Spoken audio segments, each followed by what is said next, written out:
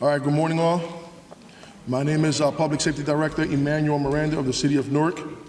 Good morning. We are honored to report this year's crime stats. First, I would like to acknowledge Newark Business Administrator Eric Pennington and the City of Newark dedicated council members. Your support of the Department of Public Safety has been invaluable. And I can't thank you enough for putting your faith in us through your tangible actions. So before we begin today's announcement, I'd like to outline today's agenda. First, we will hear from our Deputy Mayor of Public Safety, Lakeisha Urey. Next, I will provide the Newark Police Division's 2024 crime stats. Then you will hear from a few of our law enforcement partners. Deputy Mayor Urey will return to introduce the Director of Office of Violence Prevention and Trauma Recovery and their value partners. And before we close, we will answer a few questions from the media. Let's begin by hearing from Newark Deputy Mayor Lakeisha Urey.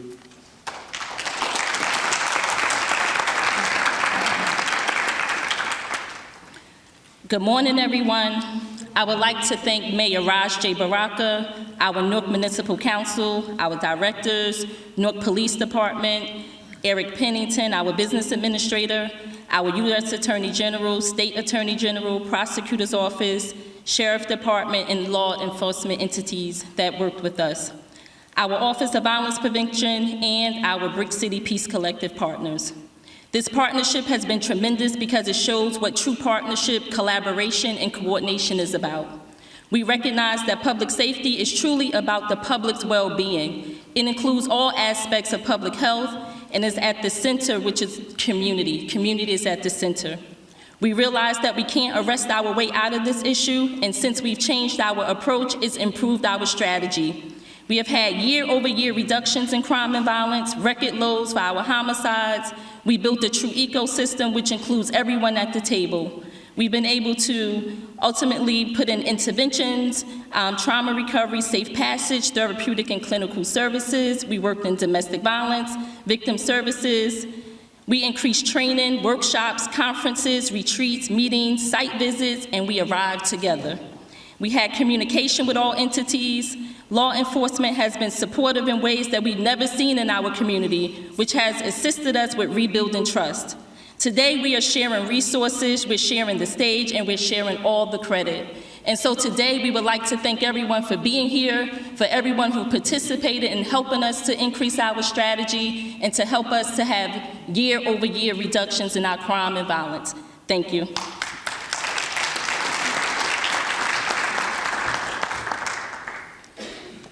All right, thank you, Mayor Urey, for your introduction. At this time, I would like to invite our law enforcement partners to stand with me.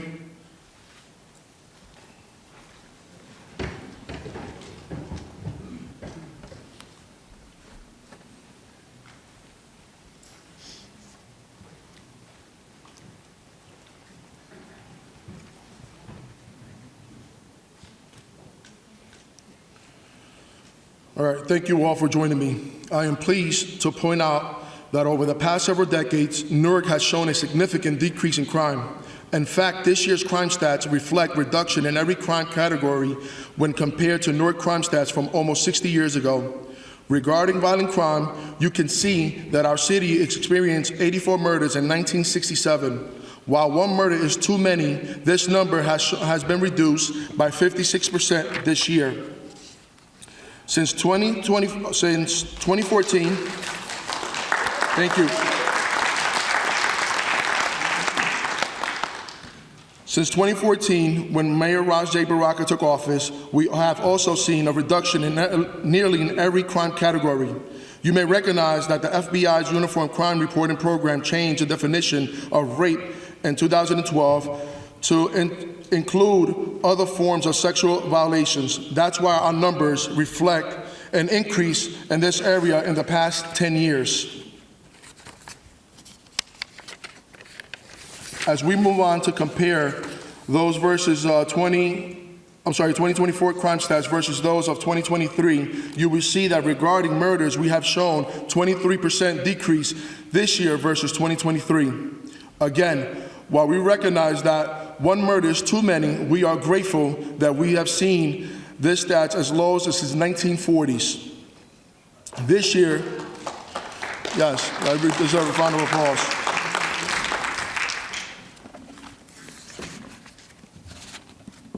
This year, we reported a 9% increase in aggravated assaults when compared to 2023. This increase is due largely to domestic violence, which accounted for 50% of our aggravated assaults this year. It has also contributed to an uptick of 7% in overall violent crime this year as compared to 2023.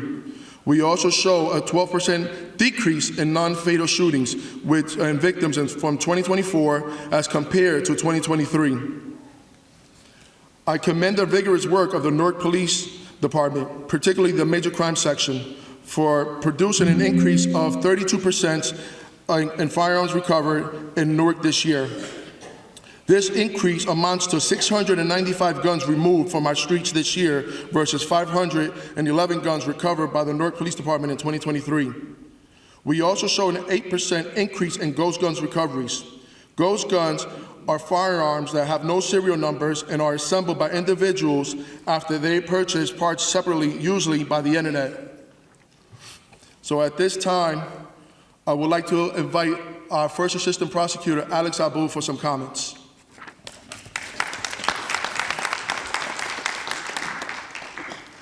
Thank you, Director. And just to, number one, piggyback on what the Director stated, there is no question that Newark has been moving in the right direction for a number of years, and the changes from last year, 2023 to 2024, were just another example of that market improvement that we see in broad categories of violent crime throughout the city. And I say that, and as I say that, I get a little bit squeamish because I think I speak for all of us in law enforcement that we're very reluctant to speak in any positive terms because the job is never done, and we know that the minute we say that, something could kick off the next moment, the next day. And of course, we're always ready for it, but we're always mindful for that because that is the reality, is that we never rest until we can hopefully one day get rid of all of that violent crime. But the numbers speak for themselves, and in that regard, there are oftentimes people that talk about violent crime increasing. They talk about it. But numbers are numbers. Facts are facts. And that's what we rest ourselves and what we focus on is the fact that those numbers are improving. Doesn't matter what someone says if they have a particular point of view that they want to make, if the facts are the facts and the numbers are the numbers, and that's what they are. Now, with that, I think the other important thing to acknowledge is none of this would be possible without the incredible effort, first and foremost, of the Newark Police Department. They work tirelessly day in and day out, and they do so through partnerships between ourselves, the prosecutor's office, various federal agencies as well, and they're always seeking to strengthen those partnerships, which only makes this entire endeavor that much more possible and fruitful when we do that. And they're firm believers in that, and we support that as well. Finally, I would also like to note that as much as the violent crime statistics and so forth reflect that that's all getting better, it's also happening along the backdrop or with the backdrop of significant reforms that the Newark Police Department has made, be it when it comes to search and seizure, stop, all sorts of areas that they were frankly at the vanguard around the state prior to even in 2020 when the New Jersey Attorney General's office announced the Excellence in Policing Initiative. The Newark Police Department was already putting in place various policies that were really at the forefront, and the Attorney General's office and departments around the state modeled themselves after. And the director and the chief have only sought to increase that and continue forward in that direction, which should make all of us incredibly proud. Thank you. Thank you, First Assistant. And at this time, I would like to introduce our Sheriff, Mando Ventura, and I would like to give him a round of applause. Sheriff.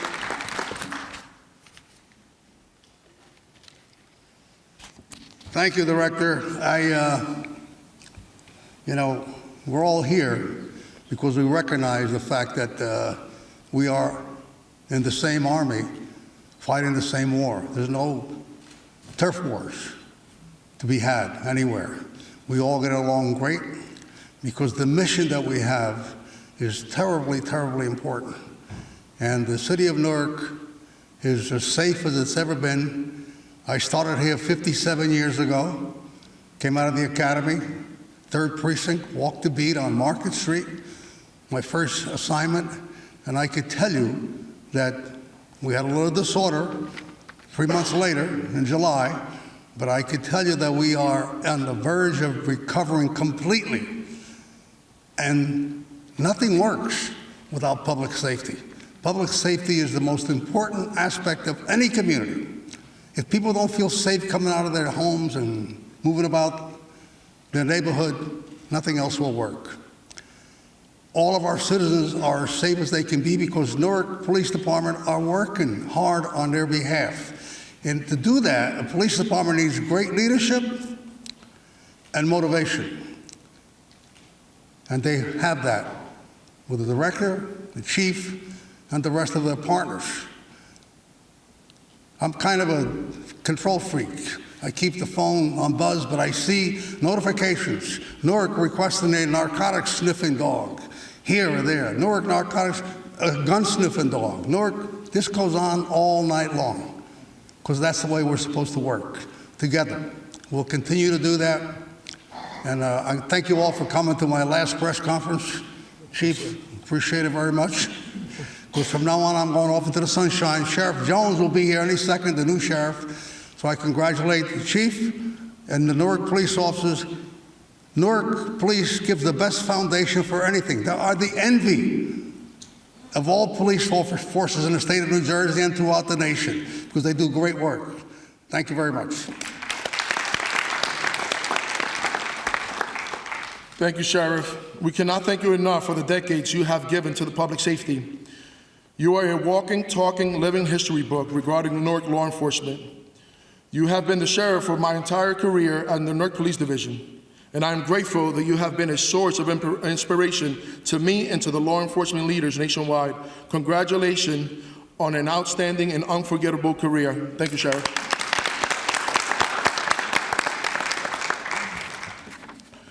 To all our law enforcement partners here today, we deeply appreciate you. We have our Special Agent in Charge, Spiro of the Homeland Security. And we have our Special Agent in Charge, Cheeks from the ATF. And we acknowledge that these positive 2024 crime stats are largely due to the close relationships the Newark Police Division has built with each of you in your offices. As you may exit the auditorium as we enter the second half of our press conference, thank you all. Thank you.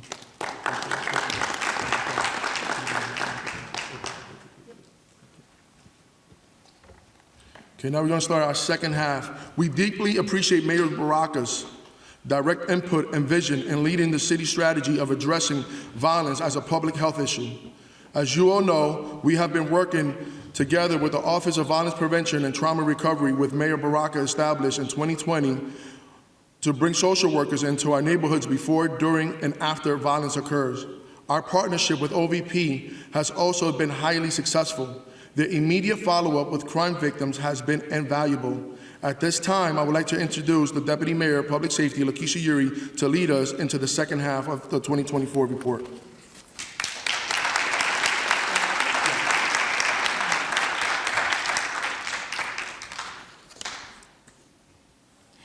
This year, 2024, we made a shift in our public safety department, but ultimately in our Office of Violence Prevention and Trauma Recovery. Again, I would like to thank Mayor Raj J. Baraka for having the vision and the fortitude to be able to say we need an Office of Violence Prevention. But before there was an Office of Violence Prevention, there was a Brick City Peace Collective, and ultimately saying that we need to do this work together and collectively. Mayor Baraka has taken risks that no other mayor in the country probably would take in terms of trusting the community and trusting people who are closest to the problem, knowing that they're closest to the solution, in which case they are the solution. And so the Office of Violence Prevention and Trauma Recovery and the whole department took a shift this year. Mayor Baraka promoted me to be the Deputy Mayor for Public Safety, in which case that is not with the law enforcement background, that is community background. That is activism background. That is social work background. And that's a change in the city of Newark because we never had a deputy mayor for public safety without a law enforcement background. We ultimately promoted Kalisha Wingfield Hill to be the director for the Office of Violence Prevention. We also promoted Josiah Paul to be the director for the Brick City Peace Collective. And so as we have had these shifts in our department, we certainly knew that we still needed to work closely with our law enforcement, with our public safety, and our public health. And we also had our director, Miranda, to be promoted as the director for public safety as well, and Sharonda Morris and Carrillo. So with these promotions, we decided to continue to work together. And so at this time, I want to thank the team. We have Isaac Green, who is our new assistant director for the Office of Violence Prevention. Barry Ford is the assistant deputy mayor for public safety as well, under the Office of Violence Prevention. And so we want to thank our social workers, our outreach workers who knocked on doors, who went to the scene, who've been in the community endless and countless hours of the night. And so their work does not go unnoticed. And our partners, under my leadership and under Mayor Raj J. Baraka's leadership, we have funded 55 projects in the city to be able to get to the root causes of why crime and violence is taking place. And with that, we've been able to have impact on the numbers. So at this time, I would like to invite Director Kalisha Wingfield Hill to come and have words, Josiah Paul, and I would like to invite some of our partners, OVP and BCPC, to come stand behind and support our directors. Come forward at this time. BCPC staff, please come forward. Office of Violence Prevention, social workers, outreach workers, please come forward. During the second half, we're going to also report out our numbers and also talk about some of the great work that our partners have been doing.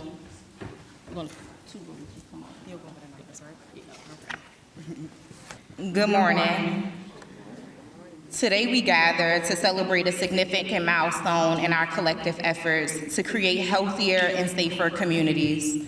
1 year ago, I began my journey as the director of the Office of Violence Prevention and Trauma Recovery. Together, we set out on a path that required collaboration, courage, and unwavering commitment to addressing violence and trauma at its root. I am proud to announce that through these combined efforts, we have achieved a 20% reduction in homicides over the past year. This success reflects,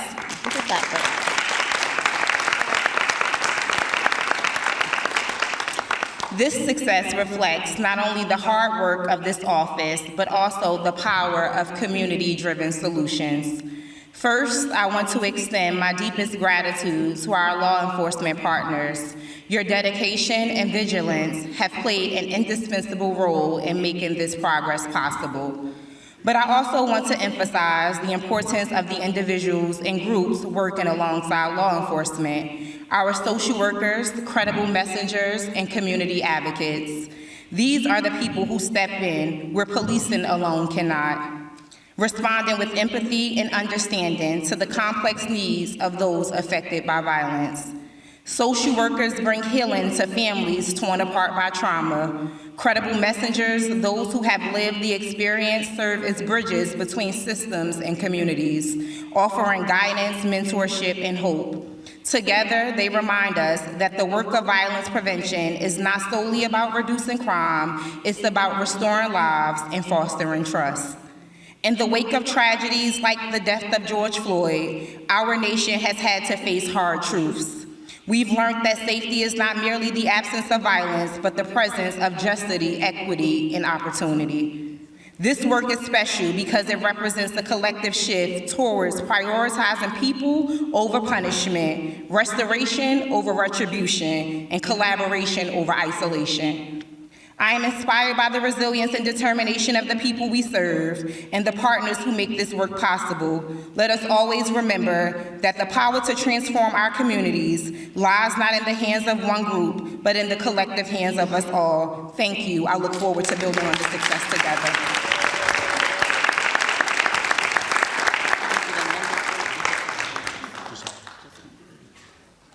I would like to bring our next director, Josiah Paul, who is one of our youngest directors. So, he represents the Brick City Peace Collective, and he has been with the Brick City Peace Collective since its inception.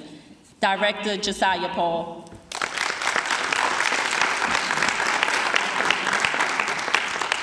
Greetings. First and foremost, I thank everybody for coming out here today. We pray that everyone is doing well. Ultimately, this is a time in the holiday season where accidents do arise high in America. So naturally, we just want to thank everybody for being able to make it here safely, and we pray that you're able to leave this event and go to your next endeavor in a safe return as well. Brick City Peace Collective was created as a catalyst to coordinate the ecosystem of public safety, where we work with organizations, grassroots organizations, institutions, and law enforcement in our efforts to reduce violence here in the city of Newark. And through this ecosystem, we convene once a month to talk about crime in the city of Newark and solutions. We have partnered with institutions like Newark Public Schools, Rutgers University, who sit in these meetings sharing data to inform us. As one aspect of our data, we use Newark Police Department data to generate hotspots done by Newark Public Safety Collaborative and Rutgers University to be data informed. This monthly meeting goes into topics supported by community meetings that focuses on transformative justice, high-risk intervention, domestic violence, education, and data. Looking at violence from a public health issue, we understand that when the needs are not met, it hinders the development and opportunities for people. One of the social determinants of health is education. So we in Brick City Peace Collective have expanded our efforts with the Guaranteed Education Program.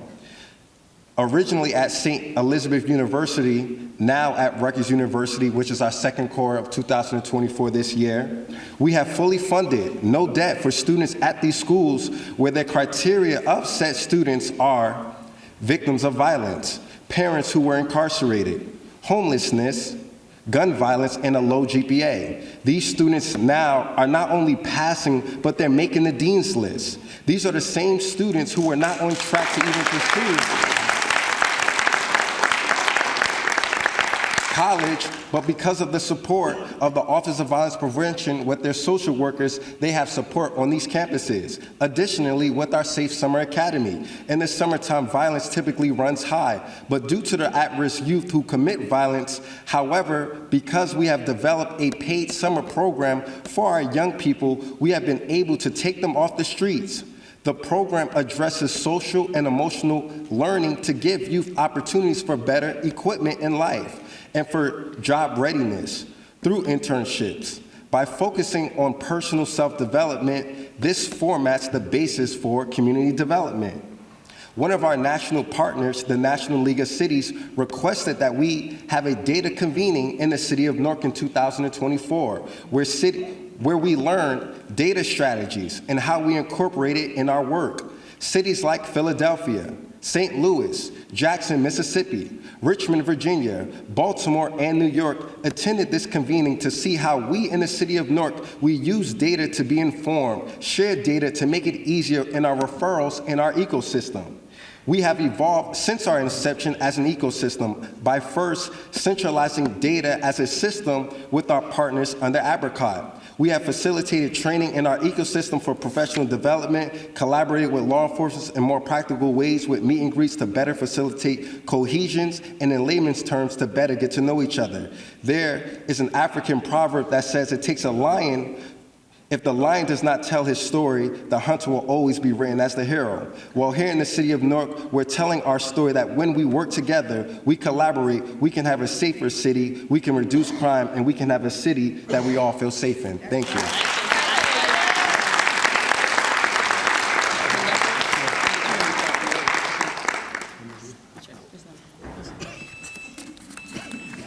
We would like to thank Director Wingfield Hill and Josiah Paul.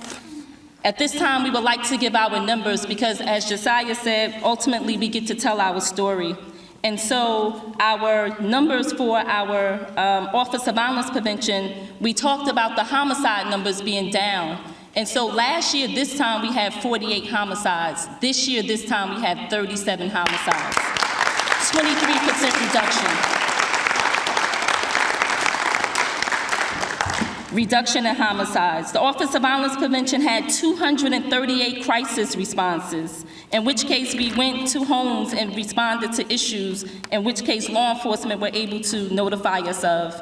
We responded to we got 952 domestic violence referrals, in which case for the year in all different areas, we had a total of 2,822 referrals from all police precincts.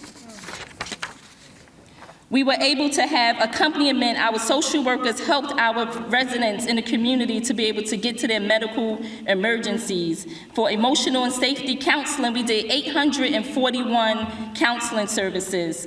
We helped with 150 emergency shelter and housing services. We were able to do on-scene crisis responses, 65. We did over 25 safe surrenders. We were able to help with victims of crime compensation applications, 36. We were able to do community walks, in which case, after things happen, someone has to go back and talk to the people to see what their well-being is. And so we did 266 walks. We covered 9,000 residences, 900 businesses, and we had youth that were referred to us from the youth house, our young people who were getting in trouble. And so we were able to work with 219 youth who are ultimately in our youth services programs. And so those are some of the numbers that we were able to report. But ultimately, working with law enforcement, working with all of our partners, we were able to be in community, at the scene, at the hospitals, and in the homes, and we were able to cover over 2,000 people in our community.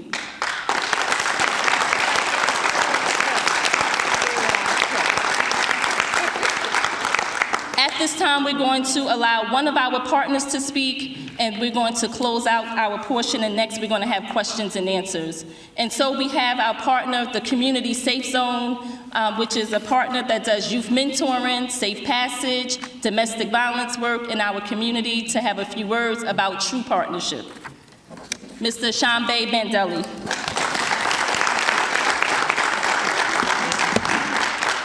Good morning.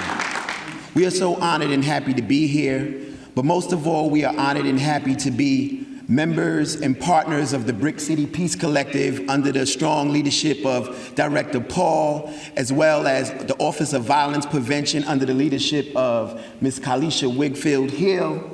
We are partners, we are youth mentors, violence prevention, gang intervention. We are the people that go into the spaces and places that maybe traditional law enforcement and public safety may not be able to go into. We are the community-based side of violence intervention and public safety. We are the vision of Mayor Baraka in person, in the flesh, and in the community, taking care of our community and empowering our community and being the solution when we were once the problem. We respect law enforcement, but we also respect that they respect what we do, how we do, and how we're able to do what we do. So with that being said, we just want to thank you. Look at these young men and women behind me, see them, understand them, respect them, and know that we are the people that are closest to the problem, so we will help to secure and fix the problem. Thank you so much.